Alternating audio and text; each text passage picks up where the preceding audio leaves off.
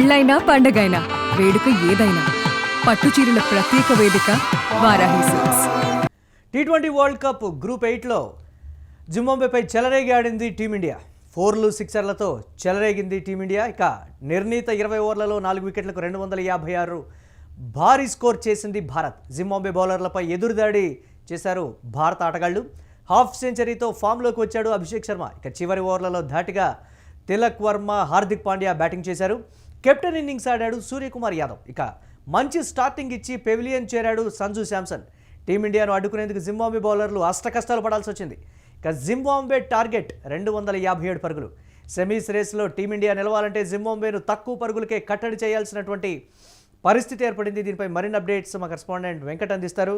వెంకట్, 256 పరుగులు భారీ స్కోర్ అయినప్పటికీ కూడా జింబాబ్వే కూడా తక్కువేం కాదు, ధాటిగా ఆడగలిగినటువంటి పరిస్థితే ఉందనేటువంటి మాట ఏ విధంగా ఉండబోతోంది? ప్రస్తుత ఇండియా బ్యాటింగ్కి సంబంధించి ఏ విధంగా చూడాలి? లాస్ట్లో కీలకమైనటువంటి భాగస్వామ్యం కూడా నెలకొల్పినటువంటి పరిస్థితి ఉంది. అప్డేట్స్ ఏంటో ఓవరాల్గా ఏ విధంగా చూడాలంటారు? నెక్స్ట్ మురళి, పిచ్కు మీద బ్రహ్మాస్త్రంగా చెప్తాను నేను ఈ మ్యాచ్ అయితే. ఎందుకంటే వీళ్ళు మన సౌత్ ఆఫ్రికా మీద ఇలాగే ఆడుంటే బాగుండేది, కానీ వీళ్ళు అంటే చిన్న జట్ల మీద భారత ప్రతాపం చూపుతుందని అంటున్నారు. ఇప్పుడు దానికి తగ్గట్టు ఇప్పుడు కీలకమైనటువంటి మ్యాచ్ కాబట్టి కొంతమంది అంటే ఎవరైతే కీలక ఆటగాళ్లుగా చెప్పేటువంటి హార్దిక్ పాండ్యా గానీ, తిలక్ వర్మ గానీ, లేదంటే అభిషేక్ శర్మ గానీ, వీళ్ళు ముగ్గురు రాణించడంతో కొంత భారీ స్కోర్ చేసింది. అది మంచి పరిణామమే. కానీ ఇదైతే అంటే ఇదే ఫామ్ ని మన సౌత్ ఆఫ్రికా మీద కనుక ఆడుకుని ఉంటే, అంటే వాళ్ళు స్లో బాల్స్ కానీ, లేదంటే కొంత అవసరమైన సందర్భంలో బౌన్సర్లు, షార్ట్ పిచ్ బాల్స్, ఇలా కొంత వేరియేషన్స్ తో కొంత ఇబ్బంది పెట్టారు మొన్న. ఆ సమయంలో మన వాళ్ళు కనుక ఎలాగ ఆడుంటే బాగుండేది ఖచ్చితంగా దానికి సంబంధించి. అయితే ఈ మ్యాచ్ విషయానికి వస్తే టీమిండియా బాగా ఆడిందని చెప్పుకోవచ్చు. కాకపోతే అది చిన్న జట్టు కాబట్టి పెద్దగా మనం లెక్కలోకి వేయనటువంటి పరిస్థితి. కానీ ఇక్కడ అందరూ కూడా ఫామ్ లోకి వచ్చారు. అంటే మనం చిన్న జట్ల మీద ప్రాక్టీస్ మ్యాచ్ గా చెప్పుకోవచ్చు, కానీ చాలా కీలకమైనటువంటి మ్యాచ్. ఎందుకంటే ఇందాక సౌత్ ఆఫ్రికా మీద ఆడినటువంటి మ్యాచ్ లో వెస్టిండీస్ ఓడిపోవడంతో కొంత రన్ రేట్ పరంగా కూడా వెస్టిండీస్ వెనకబడింది. ఇప్పుడు భారత్ కు మంచి అవకాశం. మొన్న కూడా జింబాబ్వే మీద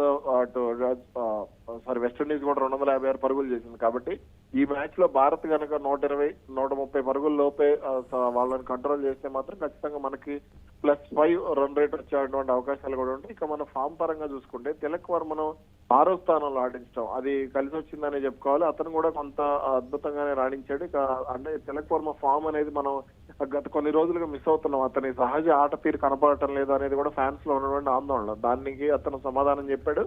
అదే విధంగా అటు హార్దిక్ పాండ్యా కూడా అతను స్ట్రైక్ రేట్ పరంగా తిలక్ వర్మ కంటే కొంచెం వెనకబడినప్పటికీ కూడా అతను కూడా ఫామ్ లోకి రావడం అనేది మంచి పరిణామంగానే చెప్పుకోవచ్చు. ఇక ఇషాన్ కిషన్ ఈ మ్యాచ్ లో కొంత వెనకబడినట్టుగా కనిపించింది. ఎందుకో కొంత పరుగులు చేయడానికి అతను ఇబ్బంది పడ్డాడేమో అనే ఫీలింగ్ వచ్చింది. ఇక అభిషేక్ శర్మ యథావిధిగా చిన్న జట్ల మీద మరోసారి తన ప్రతాపాన్ని చూపించాడు. సంజు శాంసన్ మంచి స్టార్టింగ్ ఇచ్చాడు. సంజు శాంసన్ ఆట తీరు ఈ రోజు కొంత నచ్చిందనే చెప్పాలి. ఎందుకంటే రోహిత్ శర్మ మాదిరిగానే పవర్ ప్లే లో వీలైనటువంటి ఎక్కువ పరుగులు చేయడానికి అతను చేసినటువంటి ప్రయత్నం కొంత మంచి రిజల్ట్ ఇచ్చిందని చెప్పుకోవచ్చు. ఇక ఈ మ్యాచ్ నుంచి వాషింగ్టన్ సుందర్ను పక్కన పెట్టడం అనేది కరెక్ట్ కాదు అనే ఒపీనియన్ కూడా నేను చెప్తాను. శివన్ దుబేని పక్కన పెట్టి వాషింగ్టన్ సుందర్ను తుది జట్లోకి తీసుకుంటే మంచి ఫలితం ఉండేదేమో.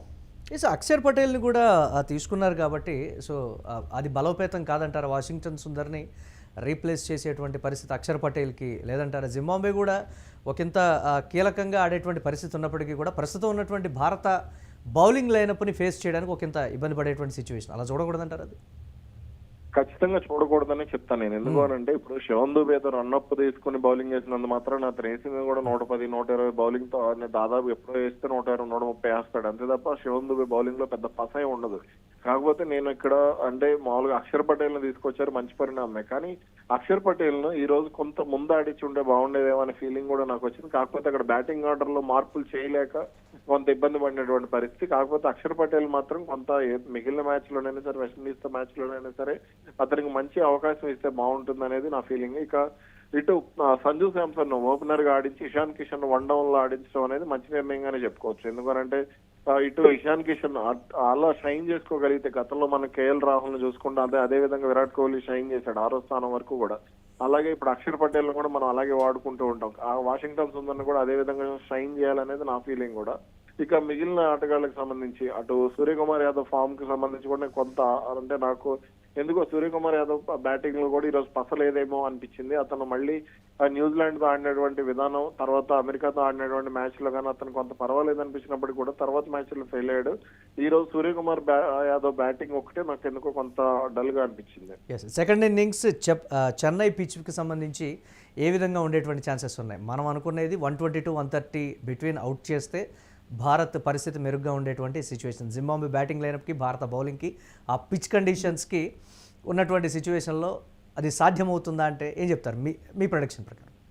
పిచ్ కండిషన్స్ నాకైతే జింబాబ్వే 130 నుంచి 140 పరుగుల లోపే చేస్తుంది అనేది నా అంచనా. ఇంకా తక్కువ చేసే అవకాశాలు కూడా ఉంటాయి. ఎందుకంటే పిచ్ కొంత చెన్నైకి సంబంధించి అంటే ఇక్కడ వాతావరణం చల్లబడుతూ ఉంటుంది. అంటే ఇప్పుడు క్రమంగా ఇప్పుడు భారత్ ఆడింది కొంత ఉష్ణోగ్రతలు ఎక్కువగా ఉన్న సమయంలో భారత్ బ్యాటింగ్ చేసింది. కానీ ఇప్పటి నుంచి కూడా కొంత రాత్రి సమయం కాబట్టి కొంత చల్లబడుతూ ఉంటుంది. దానికి తోడు కొంత ఈ పొగమంచు ప్రభావం కూడా లైట్ గా ఉంది కాబట్టి కొంత ఇది జింబాబ్వే కొంత మైనస్ అయ్యేటువంటి ఛాన్స్ కూడా ఉండేటువంటి అవకాశాలు ఉన్నాయి.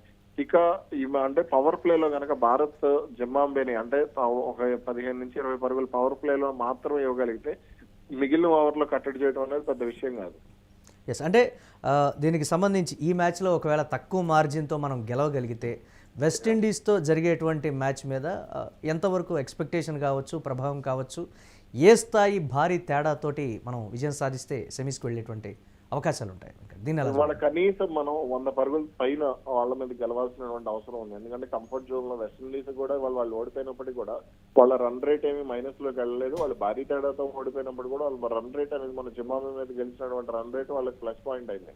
కాబట్టి ఇవాళ మన వాళ్ళు ఖచ్చితంగా నాకైతే 150 పరుగుల తేడాతో కనీసం 130 నుంచి 140 పరుగుల తేడాతో మనం గెలవగలిగితే మాత్రం బాగుంటుంది. రన్ రేట్ పరంగా కూడా మనం సేఫ్ జోన్ లో ఉంటాం.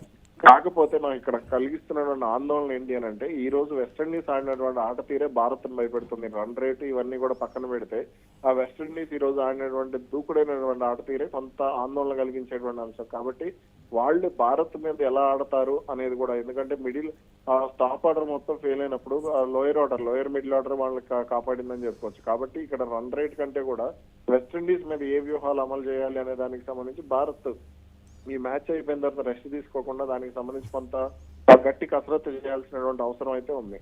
ఎస్, అంటే బౌలింగ్ విషయంలో ఈరోజు మ్యాచ్ విన్నర్ ఎవరయ్యేటువంటి అవకాశం?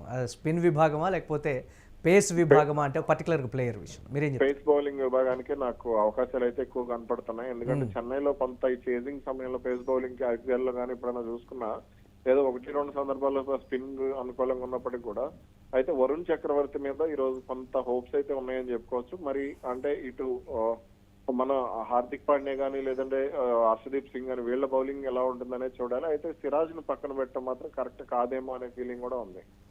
రైట్, చూద్దాం ఏ విధంగా ఉండబోతుంది. Thanks for updates Venkat. ఇక T20 వరల్డ్ కప్ సూపర్ 8లో జింబాబ్వేపై చెలరేగి ఆడింది టీమిండియా. 4 6తో విరుచుకుపడింది. నిర్ణీత 20 ఓవర్లలో 4 వికెట్లకు 256 పరుగుల భారీ స్కోర్ను అయితే చేసింది భారత్. జింబాబ్వే బౌలర్లపై ఎదురుదాడి చేశారు భారత ఆటగాళ్లు. హాఫ్ సెంచరీతో అభిషేక్ శర్మ ఫామ్లోకి వచ్చినటువంటి పరిస్థితి. చివరి ఓవర్లలో హార్దిక్ పాండ్యా అలాగే తిలక్ వర్మ ధాటిగా ఆడినటువంటి పరిస్థితి ఉంది. కెప్టెన్ ఇన్నింగ్స్ ఆడాడు సూర్యకుమార్ యాదవ్. ఇక సంజు శాంసన్ మంచి స్టార్టింగ్ ఇచ్చి పెవిలియన్ చేరినటువంటి సిచ్యువేషన్. ఇక టీమిండియాను అడ్డుకునేందుకు జింబాబ్వే బౌలర్లు చాలా శ్రమించాల్సి వచ్చింది. జింబాబ్వే టార్గెట్ 257 పరుగులు.